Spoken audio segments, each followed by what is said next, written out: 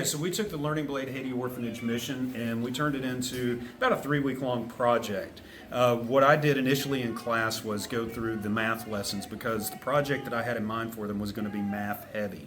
Most projects we do are going to be math heavy because I want to reinforce those skills. So what we do then is, once we went through as a class those math lessons, I turned them loose into the materials that Learning Blade supplies. Gave them the floor plan, the little grid that had the first, second floor with the parts that they could either hand draw or cut out and glue down. They had to complete that. They also had to complete the student handout packet because that's where the depth of thought comes into play. And once they've got that information, then they can begin building your structure.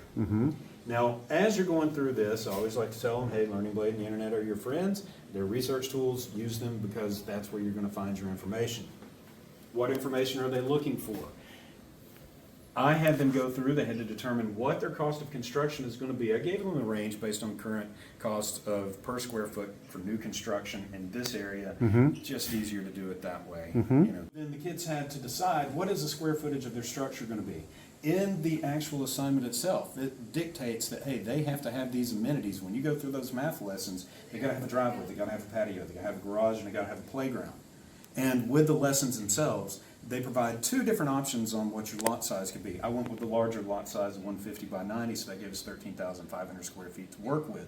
That gave them plenty of room to determine how big a structure should be, and then how big these amenities that they have. They got to fit all the pieces together. Exactly. Sustainable features. Now, they had to include at least one sustainable feature.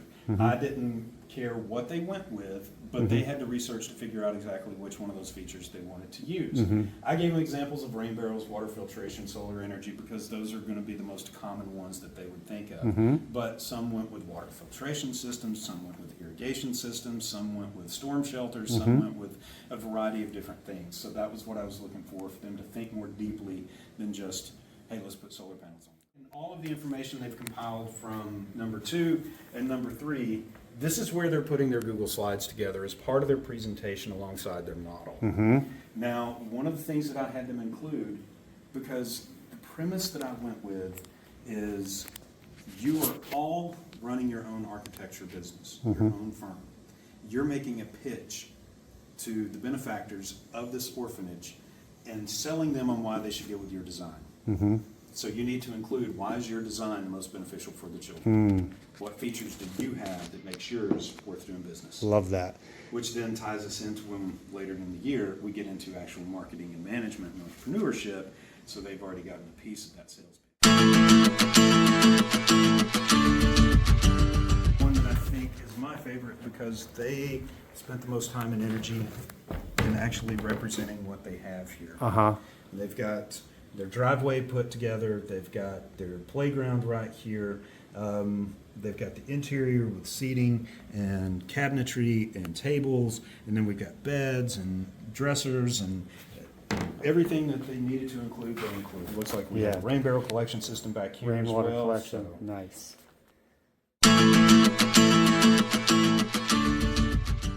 Learning Blade is set up. Each individual aspect of a mission is tied either to science, social studies, ELA, math, and I can pick out which one that I feel like is the most beneficial for them to be able to know based on the overarching project we're trying to complete within that mission. In this case, I wanted them to actually build an orphanage, but in order to build the orphanage, they had to understand the math behind it.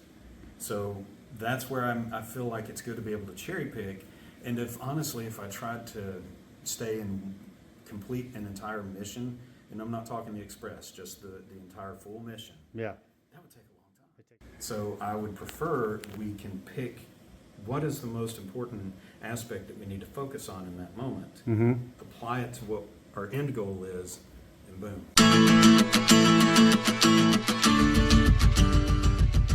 Blade's available on ClassLink. Use it. It's one of the many resources we have. Don't overlook it. It's got a lot of valuable content. If you've got a day where you're sitting on a half-day schedule and you don't know what you're going to be able to fill in, grab one of the Learning Blade characters and have them build them.